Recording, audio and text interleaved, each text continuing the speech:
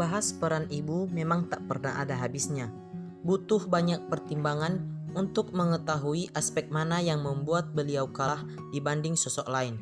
Tentang kasih sayang, jika diibaratkan samudera, ibu akan menjadi lautan luas yang siap menampung jutaan ikan. Ia menyimpan segudang misteri bagaimana terlihat baik-baik saja meski keadaannya jauh dari kata baik. Perempuan tangguh, Ridaman Wati Harefa. Beliau lahir di Namahalu 15 April 1980. Perempuan asli suku Nias ini sering dianggap sebagai keturunan Batak. Sisi wajah menjadi alat penilai beberapa orang.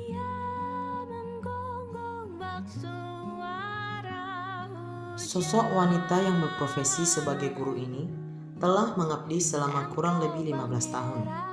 Sejak diangkat menjadi ASN, beliau telah beberapa kali berpindah tugas, telah mengajar di 4 sekolah dengan jenjang berbeda. Hal ini membuat beliau banyak dikenal oleh kalangan siswa.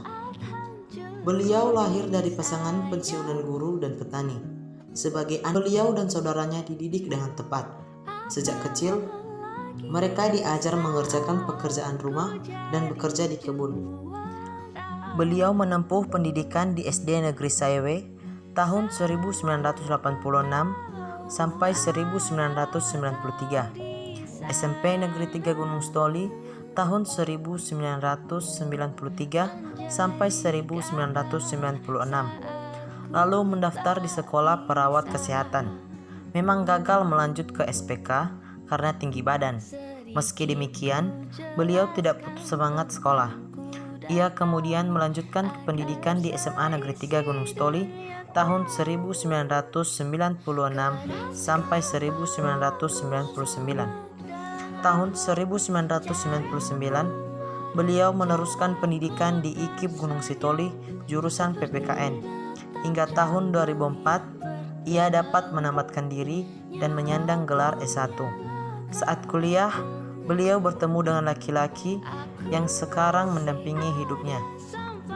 Mereka menikah pada April 2004. Tak menyia-nyiakan kuliahnya, beliau tetap meneruskan kuliah hingga diwisuda pada 11 Desember 2004.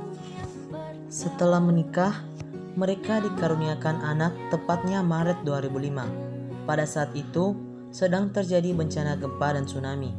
Kehidupan selanjutnya tak selalu berjalan indah, tetapi beliau selalu menjadi bijak menghadapi masalah baik dari keluarga maupun dari luar. Beliau terangkat menjadi ASN pada tahun 2008 yang ditempatkan di SMA Negeri 1 Gomo. Jaraknya kurang lebih 80 km dari Teluk Dalam. Kemudian dipindahkan ke SMP Negeri 1 Maze. Justru lebih jauh dari sebelumnya. Tahun 2009 ditempatkan di SMK Negeri Dharma Caraka. Dan kemudian 2018 dipindah tugaskan ke SMK Negeri 1 Maja. Sampai sekarang masih bertugas di sana.